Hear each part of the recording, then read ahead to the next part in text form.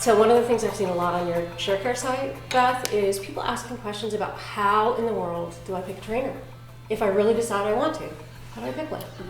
Right. So that, which leads you to the big question of, what is it that we're really looking for when we're looking for a trainer?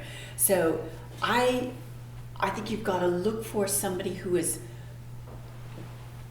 obviously interested in you. So one of the things that I actually recommend for someone before they pick a trainer, there's actually two things. One is if you have access to the gym, just watch people training in the gym, right? And just see if, number one, see if you sense that their participants are engaged and involved. So the thing I would want you to look for is that trainer who's standing there with a clipboard, who's kind of watching TV and giving everybody who's in front of him exactly the same workout, and it's just basically counting repetitions and checking them off. To me, that's a sign stay away, because they're not keying in on who you are as an individual.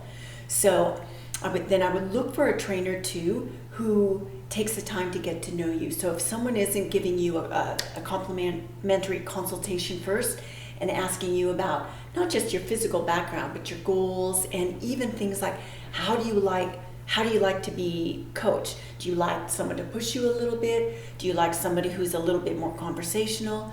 So you really want to find somebody who's actually interested in you. So I say stay away from that cookie cutter mentality. That would be the first and foremost thing that I would say. And then just look for someone who's going to really be giving you information that you can use, not just when you're in front of them. So in other words, if I'm giving you all of my attention when you're paying me your $75 an hour, and I haven't given you any information or skills or things that you can take with you, I don't think it's as valid of a relationship, because I'm a teacher, right? I'm not just training your physical body. I should be giving you some sort of nuggets that help you negotiate through time and space and whatever when I'm not in front of you. Does that make sense? It does. I mean, I think beyond the prerequisite educational background that you want, and definitely make certain that your potential trainer has. Yes. Because I'm sure it's a field that is full of charlatans. So I mean, I think it's important to make sure that the person actually is qualified to do what they're saying they're qualified to do. One of the things that we know is that we gain an awful lot of confidence vicariously. So we look at somebody doing it who we sort of connect with. They look like us. We think they're sort of some like a similar age, similar gender, and that gives us confidence that we too can do it. One of the things we found is that there's a matching effect here. So that if you're for example, a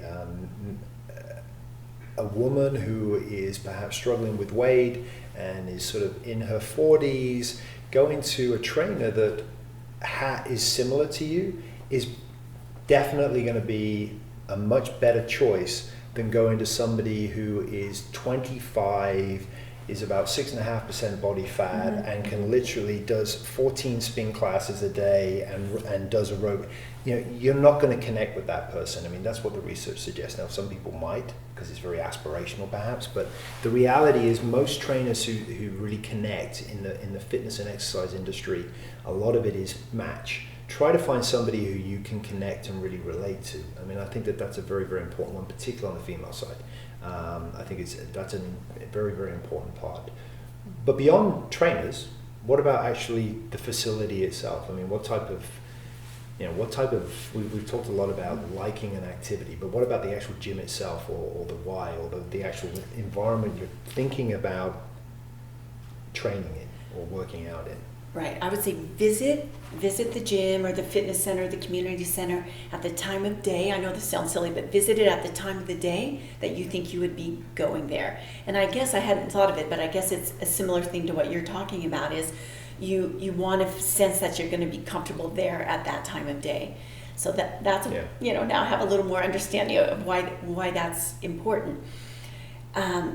Make sure that you can tour the facility and at your own leisure, and also that it's clean.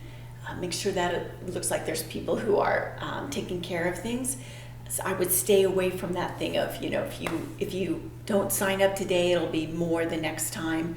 I also even stay away from situations where there's a lot of people around and you want, to your point about education, you should be able to ask the front desk, well, tell me about your staff, and you should be able to get good concrete information about who the staff are and how they've been trained. So things like that I think are really important. And legally I don't think you can, at least in Oregon you can't, but those long-term contracts that you can't get out of, I stay really clear of that.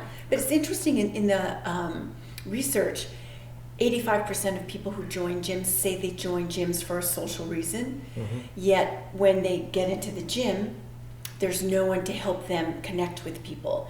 So I would also look for someone who's going to say, okay, so we can set you up with a complimentary session with a personal trainer, or we've got fitness coaches who will go along into a fitness class with you the first time, because that's a really great way to stay connected if a teacher's going to be looking for you and missing you if you're gone.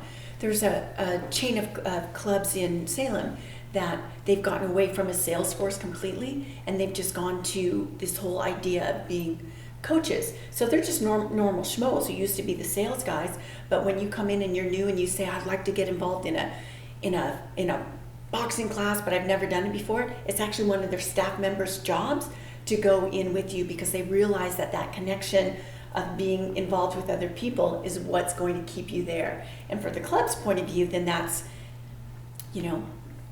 ideally what they want, is people who come back, and of course they're continuing to pay their monthly dues when they come back, but it's that social interaction.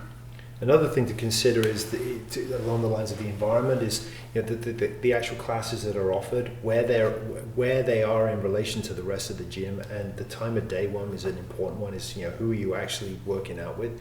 Because we know that self-presentational issues are key, and one self-presentational issue that seems to moderate the exercise effect, meaning it influences whether or not we do exercise, is social physique anxiety. So our perceptions of our body and how anxious we feel when we're in a public setting. So we know that women tend to experience more social physique anxiety than men, and depending on the environment, it tends to elevate. So if you're a middle-aged woman and you're in an environment where there are just loads of young guys, really doesn't register.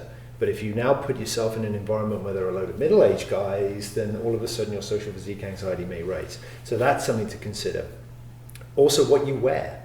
I mean, if you're in an environment where most of the women are wearing, incredibly figure-hugging attire, that can really exasperate your own feelings of inadequacies and increase your anxiety. Whether or not the room is set up. I mean, a lot of gyms now have moved away from the dance studio type where there was just mirrors everywhere, because mirrors aren't good. If you're struggling with your body image and you're struggling with some physique anxiety, actually seeing yourself in those mirrors isn't necessarily going to encourage you to come back.